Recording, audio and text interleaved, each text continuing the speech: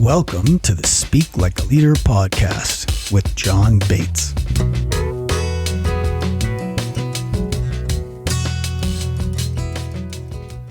Welcome to the show. Today I've got someone that I respect quite a bit and have known for a number of years, and someone that I think you're going to really enjoy. His name is Mike Hulvey, and Mike is an executive at a small empire in the central United States, media empire. And Mike has brought me in to speak for the radio advertising Bureau. Yes, good. I was going to say that, but I wasn't sure. For the RAB, that's what we call it. And we've just been friends for a number of years and done some work together. And this media empire is called Neuhoff Media, and it's a bunch of radio stations plus other things in the Midwest. And one of the things that I think is really great about talking with Mike is his perspective from, the central United States and on the ground working with businesses on Main Street and small business owners in small towns across America. And I think Mike, you bring a really great perspective with that. And I'm super happy to have you. Welcome to the show. Well, thanks, John. For those that are enjoying our discussion today, John was actually a Christmas present for me. That's right. That's right. You were a Christmas present. That's right. John. I jumped out of a cake and he was wearing a sash. It was quite something. The backstory, the quick backstory on John and I's relationship is truly he was a Christmas present. My business partner, Beth Neuhoff, who is just an unbelievable individual, knew that one of my goals, some people play golf, some people fish, some people vacation well. I don't do any of those things well.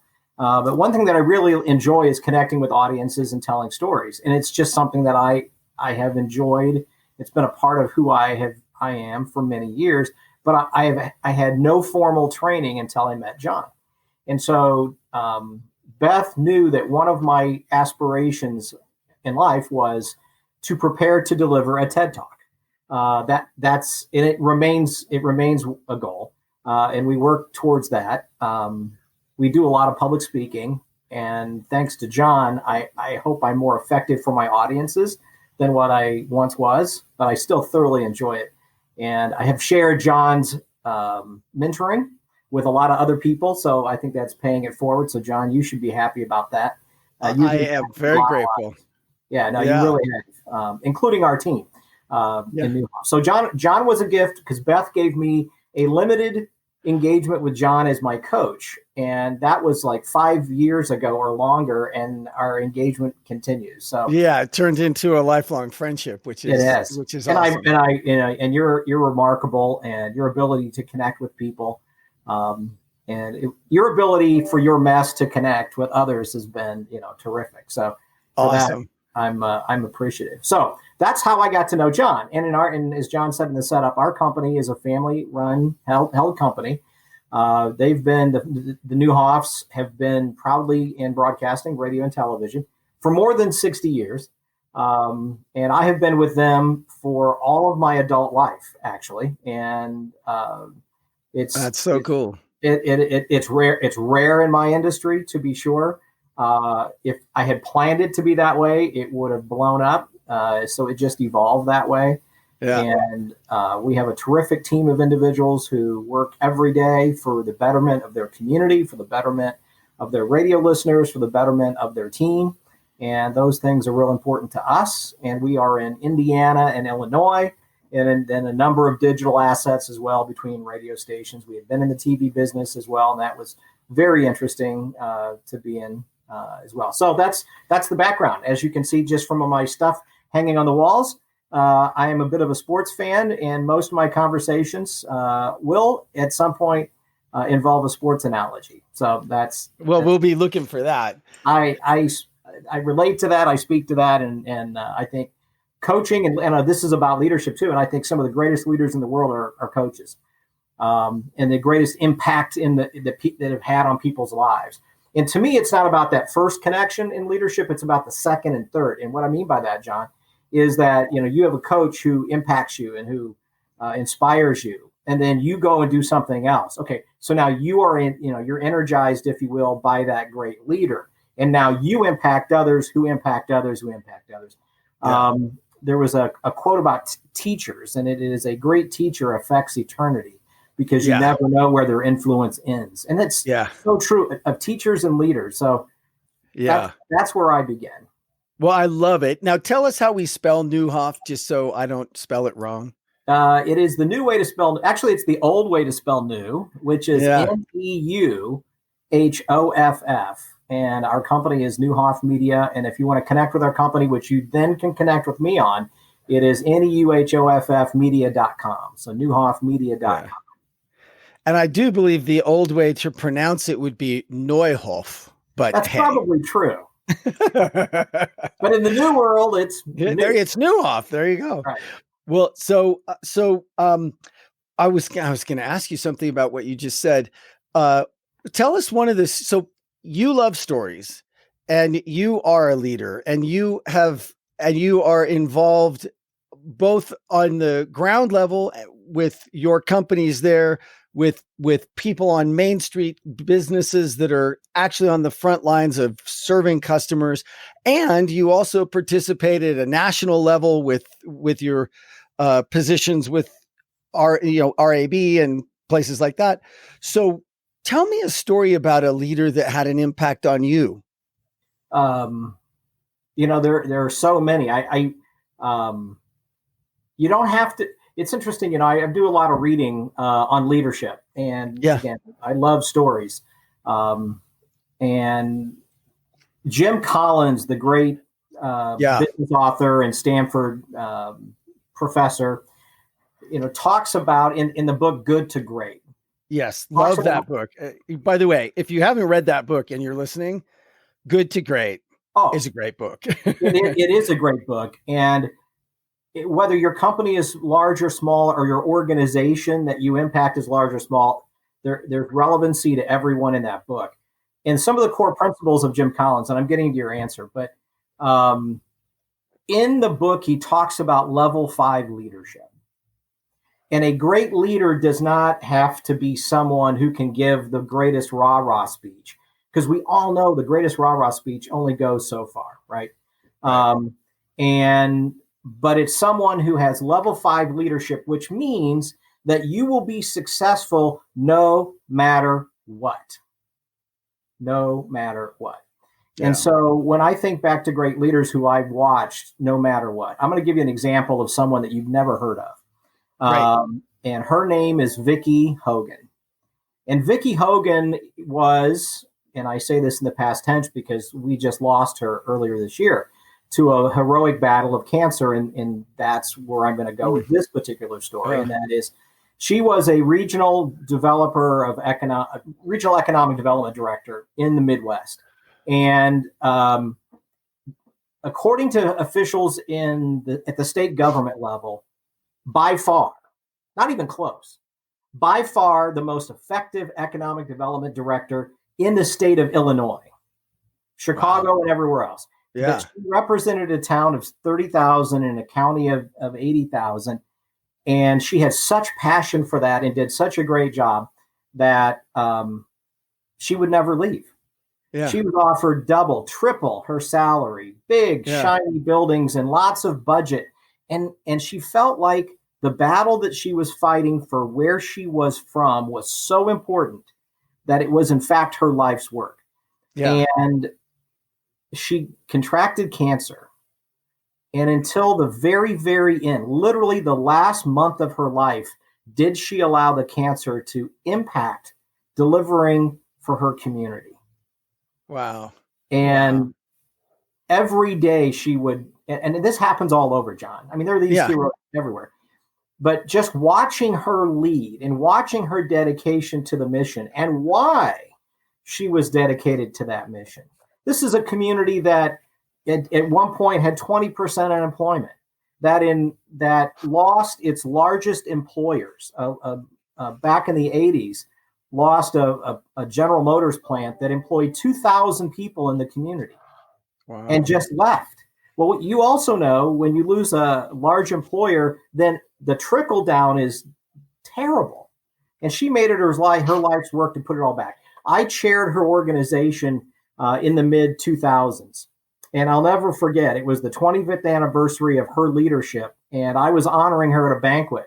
And she had told me something at one point. She said, in my career, our team have generated 5,000 jobs for our community. I mean, we lost 2,000. Yeah. And then all the other little jobs. But she was so focused on what the mission was. She said, we've gained 5,000 jobs for a net gain of 0. Yeah. A net gain of 0. But she said, think about each family. Think about each child. Think about the value of each job in the household and in the community. And when her work was done, she left, literally, and she passed away. My last words to her were, I love you, and I'm so proud of you. That's awesome. I tear up thinking about it. That is a great leader. Well, and Mike, it reminds me of something that we've been talking about a little bit recently, and I'd love to hear the story of your pandemic haircut, because this really comes down in my book to someone who had a truly empowering context for herself and her life. And, one thing I've noticed, so just let me put this in, and then I'd love to hear that, your thoughts, Mike, in the pandemic haircut story. But I realize that when I say empowering context, a lot of times people go kind of, what are you talking about? And that's fine. Let me tell you what I'm talking about. What I'm talking about is the story of the time that President Kennedy was walking through NASA as they were in the middle of the space race, trying to put people, get people up to the moon and everything.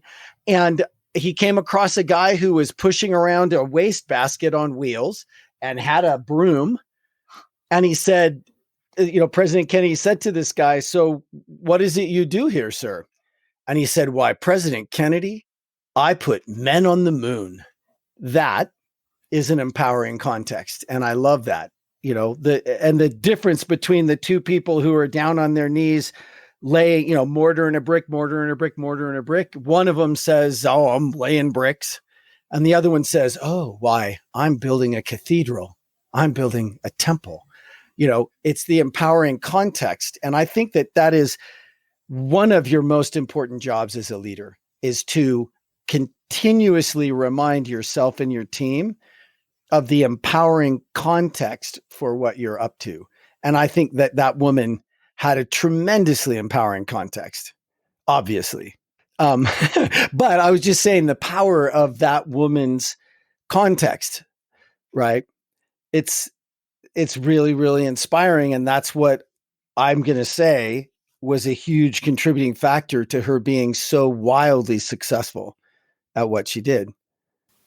Yeah. I don't know if you told the story, but no, I want to hear your pandemic haircut story. All right. So what is now known as the pandemic haircut story, based upon the lead-in that John talked about with the gentleman in NASA with President Kennedy, or the bricklayer, the two bricklayers, and one's perspective and the other one's indifference, if you will, to what they were doing. So I had the similar conversation with the woman that cuts my hair, who I was in the chair and was getting my pandemic haircut.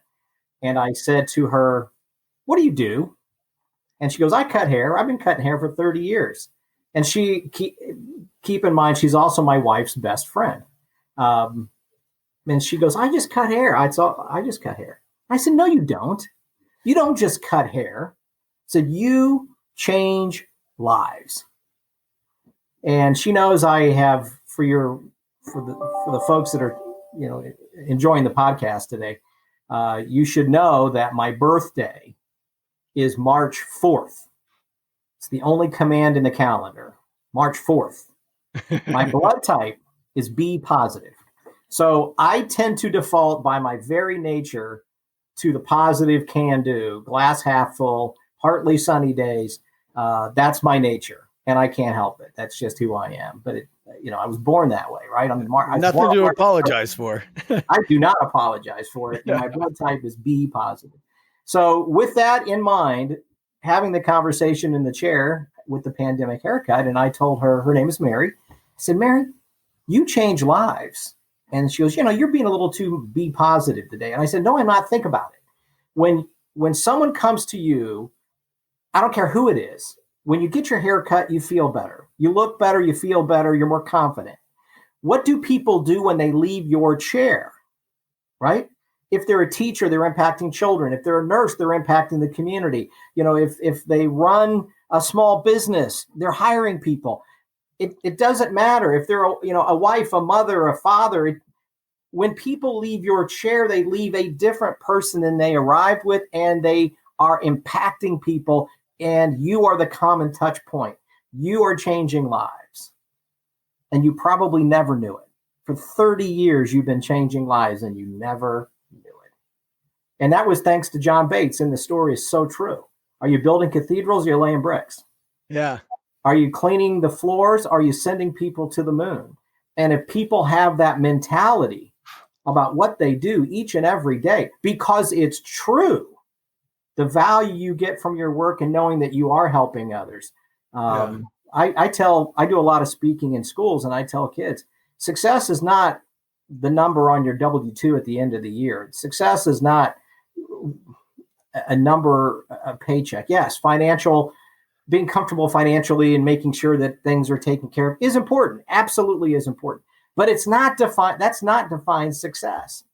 It is not. And so I thank you for sharing some of that perspective, because the COVID haircut, the pandemic haircut speaks to that, and it's relevant to everybody. Yeah. Well, and I have to imagine that she smiled bigger after you said that. And she's now brought it up 2 times since I've seen her. There you go. There you go. See that? Yep. That's it. Yeah. There you go. Right. Yeah. So that's wonderful. I love that. And that is leadership, to go out on a limb and change someone's context for themselves and what they do. Cause like she pushed back on it first. You had to keep going a little bit, and it's a little bit risky to say something like that to someone. And yet when you're willing to persist and really stand for their greatness, boy, they'll get it, and they step into it, and then they bring it up. Right. That's right. So great. I love it. So how about you, Mike? I know that you've got what I would call a pretty interesting origin story. And I wonder, one of the things about those stories is that they always involve these little minor details that end up being the hinge that swings the big door, and I think yours is a good example of that. So are you still, you willing to tell us your origin story, where you came from? I will. Absolutely. So again, I'm in the radio business as a radio broadcaster, and I'm proud to have been since the age of 14. As John indicated earlier, I serve in leadership positions in our industry because broadcasting has been so important to me. I feel I've got to give back. So I'm the incoming chair of our National Trade Association. I'm on our national lobbying board, the National Association of Broadcasters, and I proudly served as president of the International Broadcasters Idea Bank, which is a marvelous organization of radio broadcasters in Canada, the United States, New Zealand, and Australia. And have served in that capacity for the last 5 years. And so I just try to give a little back. And it's based upon this story. All of that is based upon this thing that happened one night. I was 8 years old, and every story like this for John starts off that way. John likes to tell, anyone to listen to him, start in the middle. So I will. The little boy had a bag of popcorn. He was sitting in the front row of a high school gymnasium where a high school basketball game was about to commence.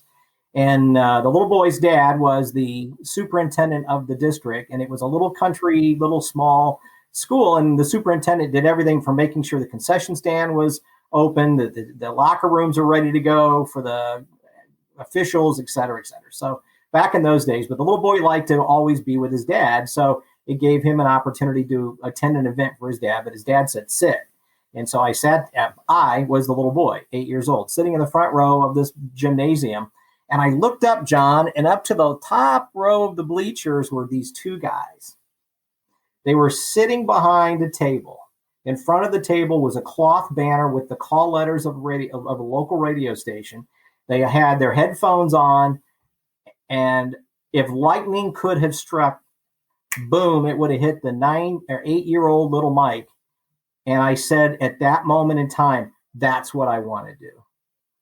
I knew I wanted to be in radio right there. I've mentioned at the beginning, I love sports, but I'm not a great athlete. You can look at me. I'm not that good looking. I'm not very athletic. I have a good sense of humor. So that, carries a lot, me a long way.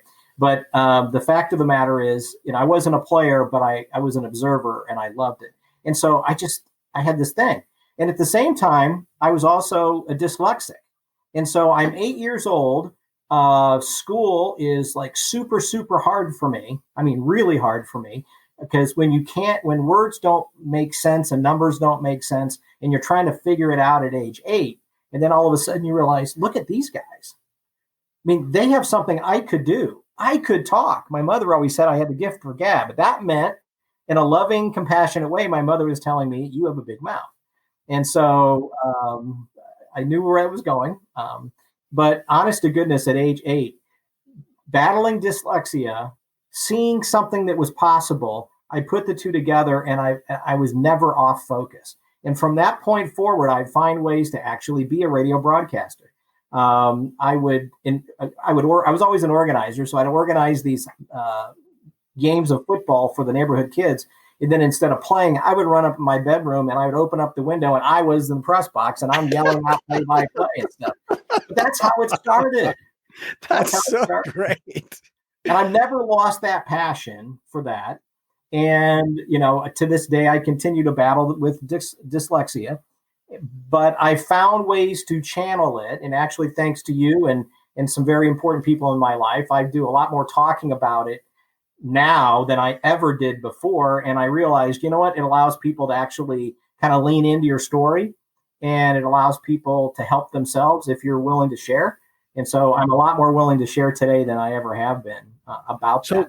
Mike, let me chase that down a little further with you, because I think it's so important, and it feels very counterintuitive in the moment. If you'll go back to right. I think that's true, because it's not like you were trying to be super covert about it, but it's not like you were out telling everybody either. Right. And when we were working together, I remember saying to you, Mike, I think you need to share this. And it's not like you fought me tooth and nail, but I mean, naturally, there's a little bit of hesitancy, right? Can you take us through that moment and then tell us now, years later, the perspective on that moment for anybody that's got something that maybe they're, kind of not talking about that? Yeah. Well, and you're right. My mother, my wife, my business partner, Beth, have always been like, this is a story that needs to be told. And I've always been uncomfortable about it, and I think and first of all, everyone is broken. We all live, as I like to say, in the land of misfit toys. Yes. So, everyone's got something. And if you can throw that out there and realize, I can relate to him because he's not perfect. No. Yeah. Well, and Mike, I think the other thing is everybody's got that thing, but we all think that we're the only one with that thing. No, actually, every time you go to a grocery store, there's like 3 other people with that exact same thing, and everybody's got something, Yeah. But because of just how things naturally played out, we don't want to talk about it, so nobody knows. So I would say, John, in my particular case, and I've referred to it as this in the past, it's my secret weapon.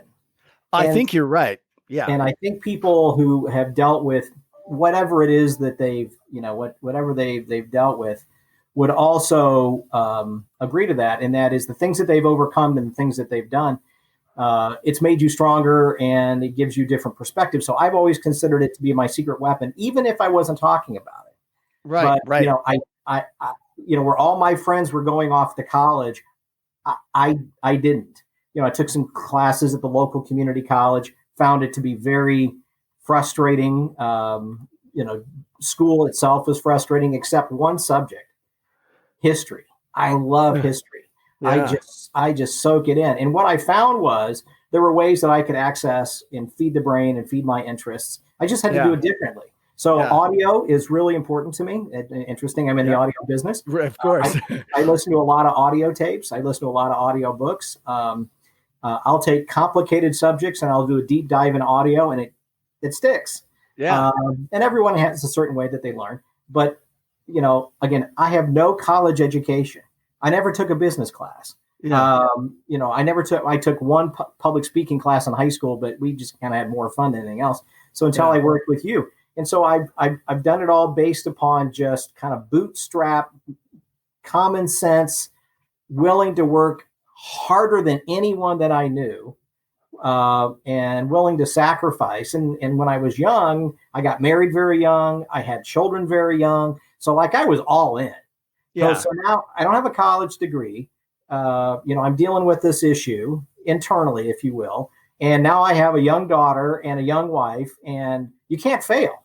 Failure is not an option. Yeah. Not an option. As they say. Yeah. It's not. And because of those early times, and it's interesting, what I learned later was I fast forwarded, and where my friends were doing the college thing and having fun and they're getting started in their careers. Well, I'm already 5 or 6 years ahead of them. Yeah. And there were sacrifices that you have to make, but if I had to do it all over again, I'd do it exactly the same way. I'd do it exactly the same way. And now that you have started to share that story and the fact that you have dyslexia and that it was an issue for you and things like that, and continues to be something you deal with, what has been the reaction as you've shared that? I mean, and I guess the pointed question is, if you could go back and keep it covered up, would you? Or okay. Yeah, no, I would release it a lot earlier. I would have released it a lot earlier, I think. But then again, things happen. I'm a huge believer how they're supposed to. Yeah. They are. Things happen for a reason. So this is the right time for all of this to occur. To answer your question. So I was giving a presentation at a local Rotary Club in Central Illinois. Actually, I was giving a presentation about you. I was observing that our programs were lacking in competence. They were lacking in stickiness in terms of how things were being presented. And so I went to the president and I said, hey, would you mind if I did a presentation on giving presentations? It was a talk about a talk. And all I wanted to do was just say, here's a couple of things that I've learned that might be helpful to you. So you can relax and just tell your story and express. So I gave that talk. In the middle of that talk, I said, oh, by the way, one of the things that I have learned through all of my journey here is that I should share my story. So I'm going to tell you. So I talked about dyslexia. I talked about not having any college education, formal college education. Talked about some of the things that the challenges along the way, just to the group to say, that's my story. And you may relate more to me now than you ever have before, because I probably just changed your perspective of me. Yeah. And I said, moving forward, I'd love to see other people do the same thing in the presentations that you give. This was a gift from you to them. You didn't even know. Right. And after this presentation, I had a gentleman come up to me and say, do you know that I am an alcoholic? I've been sober for 30 years and I've not told anybody. Wow. And listening to you talk about your dyslexia, you've inspired me to tell you that. Yeah, dude, you're making me cry, Mike. That's what it's about. That's exactly what it's about. That's a real life example of what happened because of actually your coaching. So you get the credit for that. And I so appreciated that gentleman sharing that with me. And it just realized how much this stuff really, really does matter.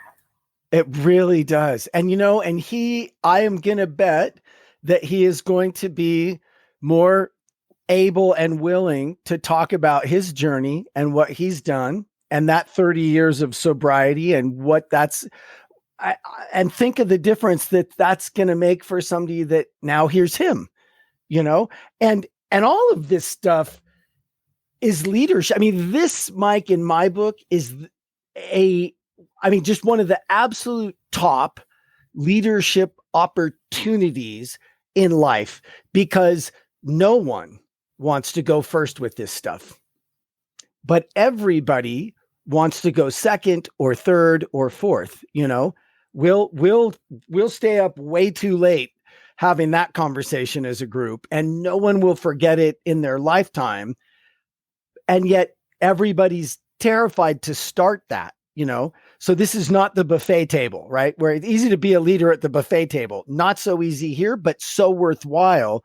So I acknowledge you for your leadership in being the person at that gathering who was willing to go first, because clearly other people were just aching to go second and third. And as a speaker, that's how I judge whether my speeches have really had an impact and whether I did a good job or not. People will come up and say good job because that's what they say, even if it wasn't, or they might be saying good job. And what they mean is you seem pretty cool, even if that speech wasn't so great. I mean, or maybe it was great, but that's not a very reliable indicator in my book.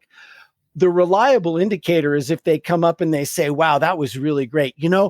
I have a story like you, blah, blah, blah, blah, blah, blah, blah, right? And then they launch into their stuff, sharing it with me. That's when I feel like it's been a successful effort, Right. You've used the quote, and interesting, I used it at that Rotary meeting, actually, the Maya Angelou yes. quote.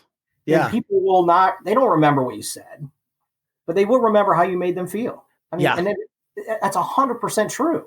Yeah. Yeah, it is. True. How many times have we sat and we watched and we've listened and we've engaged or we've been to conferences and you get up and what happened there? What happened there? But you do remember seeing John and how John made you feel, and you will never forget that. And he was great. I connected with him. I don't remember exactly what he said, but I know it made it. It touched. Yeah.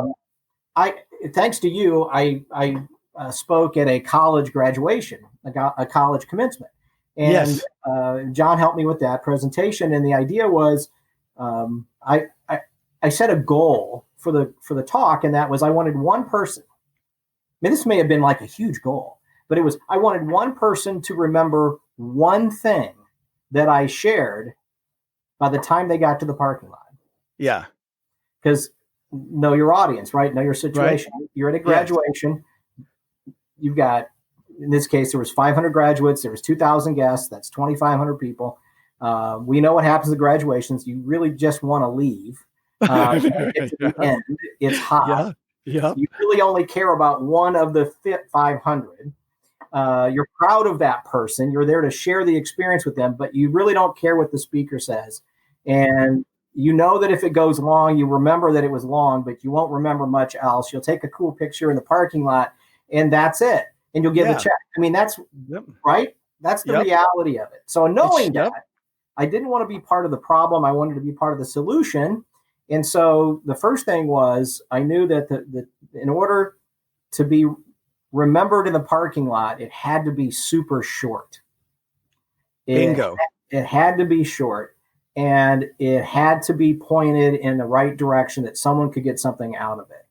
And so it was, and it was 3 minutes long.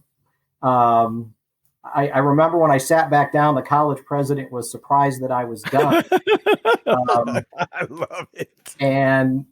But and the story was and what I told was what we shared already on this call. I mean, it's about, a kid who was challenged, who saw something that he wanted and he made it his life's work. And that if you can overcome, don't let anything stand in your way of doing something that you want to accomplish and you want to do. Anything is possible to you. This 8-year-old boy found a way to make that happen. I've never worked a day in my life. I worked at a pizza place in Minneapolis once. That was work. Everything else has been love. And not that every day is easy or fun, because it's not. I mean, it is real work, but I've never gone and done something that I didn't love doing. So Yeah. that was what my message was. I delivered it in 3 minutes. I sat down, and it's interesting. That's been now a number of years ago, and I will still get people who say, I really enjoyed your talk at the graduation. Yeah. And so, John, it's so good. 3 minutes, super important 3 minutes of my life, to be sure. Yeah.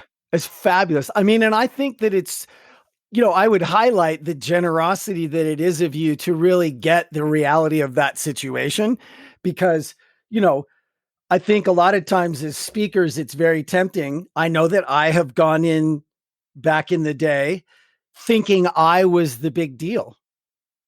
I'm not the big deal. It's all about the situation, the audience. And one of the things that I really think is clear underneath what you said is that you understand, Mike, it's not the speaking that has the power. It's the listening. I've done my talks when no one's really paying attention. They don't have the same impact. It's all about that listening over there in the audience and honoring that listening. And so I love that you were generous enough to give a 3-minute speech. That's real generosity. The 30-minute speech is not nearly as generous as the 3-minute speech, which is somewhat counterintuitive at first, but I think now it's obvious what we mean by that, right? A year ago, I was honored with induction into my local high school Hall of Fame. Right on. Congratulations. Thank you. I say that to bring this story up, but I was the 56th inductee into my local high school Hall of Fame. Now, again, this is the kid that graduated at the bottom of his class. Yes. This is the kid who literally, if it wasn't for my learning disabilities teacher, I would not have graduated because she cheated for me. Now she's gone. So you can tell us now. Yeah. I love her, and she knows, I told her how much I appreciated her, and she knew it all along, the impact she's had on me. So her name is Josephine Howerton. She continues to impact my life. Yeah. But if it wasn't for, people rallying around, I was never going to graduate from that place. That's how hard some of that was. So anyway, later they said, hey, we're going to put you on the wall. Well, next to the other people that are on the wall include Dick Van Dyke. Which is so cool. Gene Hackman, awesome. Bobby Short, Donald O'Connor, for those of you that know, entertainment back in the 40s and 50s and 30s, actually, from that perspective. An astronaut buddy of mine who flew 4 shuttle missions, who's on the wall. The guy who invented the Discover card, the former CEO of Sears, is a guy that grew up in this town, went to that school, and he's the guy that rolled out the Discover card back when Sears was a thing. On and on. The guy who formed a rock band called the Eagles, you may be familiar with. Yes. A guy by the name of Irving Azoff started a little company called Ticketmaster and then rolled it into a little company you may be aware of called Live Nation.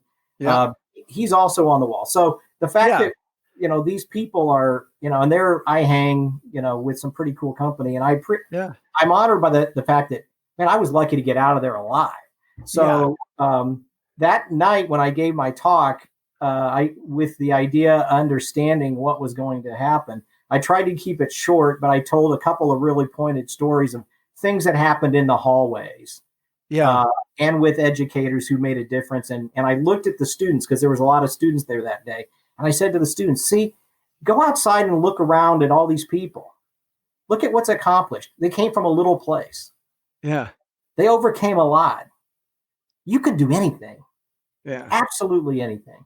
And I think you can do more from a little place than you can from a big place. So, again, sharing the same kinds of stories that, from that graduation night or, hanging out in the hallway now, it's cool. And I appreciate you helping me share a story. You're just very, very welcome, Mike. It is a pleasure. And one of the things that I will say, and I think it's worth saying here in the context of leadership and sharing stories and things, is that it strikes me, thinking back on the Mike that I met originally and the Mike that you've become over the years that I've known you, that your willingness to share the downsides and the tough parts has leavened you, in my opinion, as a person.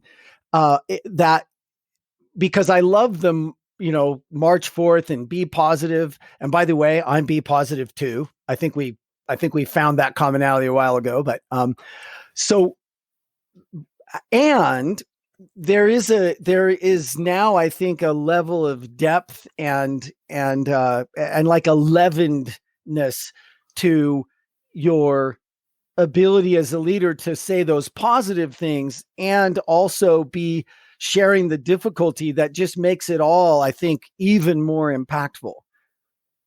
So I acknowledge you for that. Well, thank you. And I thank you again for the inspiration and those people that I've identified in today's podcast, that have certainly impacted that. My kids, I've got 4 children. We're the Brady Bunch. I've got 2 daughters, 2 stepsons who are just awesome, and a little granddaughter who is the greatest thing in the world. And we've shared these stories as we move forward, and anything is possible. And I have 3 very special nieces, and they're always hearing these Uncle Mike stories. But it's not about, hey, Uncle Mike he did this, this, and this. It's like, no, this was the barrier that Uncle Mike dealt with, and so you can jump over that with ease. And so I don't like people that dwell on all the negative and woe is me, and I of course never see that because that's not who I am. But again, if we can inspire and lead and give back to things that really matter to us and people that matter to us, then I think we're doing our job. Yeah. Yeah. Great. Well, I think you're doing your job, Mike. And I really appreciate you taking the time to join me today. And thanks for sharing your stories. One of the things that I've been realizing is that I just need to say, when I talk about storytelling and stories, what that really is you sharing your experience. It's not once upon a time and everyone lived happily ever after and fluffy. What are you talking about? Storytelling? No, it's just being willing to take the time and make the effort to share your experiences really well. Right? So thank you for sharing your experiences and the difference that us being able to see through your eyes for a few minutes will make for us. Can I share with your audience what happens when they work with you? So our very first coaching experience, John said, record something you record something that you're doing, and then don't watch it for about 3 weeks, and then we'll watch it together. I said, okay. And he said, oh, by the way, my first and really big only rule is you must be coachable. So if you're going to work with me, you must be coachable. And I said, I'm coachable. So I did a presentation at a school for about 100 kids and their parents. And I sent it to John, and then we waited 3 weeks. And as someone in the broadcasting business, we call those air check sessions. So you never listen to a show immediately after the show because you'll remember every single thing you said. So you want to give yourself some time. I get it. And then you can listen to it from a better place. So we started watching this together. John's in California. I'm in Illinois. And we're watching this speech together. And then John goes, I got to tell you, you really blew it, man. You sucked. You could have been. I never said you sucked. Yes, you did. You did. You said you blew it. You had an opportunity here to make a difference. And here's where you missed it. And I never forgot that. Now, I shared that with my kids, and they're in their 30s and late 20s. They laugh. They love that. But you were so right. And I will tell you, I've never made that same mistake. Well, that's fabulous. I mean, so I remember now, it was the drill instructor for your greatness who said you blew it, right? Because we can't step over that. Tell me what you did again that was blowing it. Hey, thanks for having me today. I really appreciate being here. It's an honor to be here before you today. Again, I just want to thank you that you've given me the time today to talk with you. You're super welcome. And I appreciate everything. That was my opening. Oh, okay. All right. I was like, wait, what? Mike's leaving? Yes, you're welcome. But that was my opening. Yeah. Said, right. Gosh, don't do that. Oh. Yeah. Because that's how everybody starts, right? And now everybody in the audience has heard that a freaking million times and they just fell asleep. Because they think start with something, start it in the middle, and then all of a sudden everyone is leaning in. Yeah. I'm sorry. I gave you an example of what you did to me. So yeah, that's so funny. And I fell for it. For me. Well, and that you never have started that way again, have you? Oh no. You start in a much better, more engaging fashion, and your audiences always lean in now when you start versus I've going. got John with that Marine Corps Smokey the Bear hat leaning in my mind. So it's like, no, Right on. I love it, Mike. Well, listen, I really appreciate you coming. I hope you'll come back again sometime soon, and have a great, great day. And thanks for joining us. John, thank you. I appreciate you. Thank you. Thank you for joining the Speak Like a Leader podcast. Go be awesome.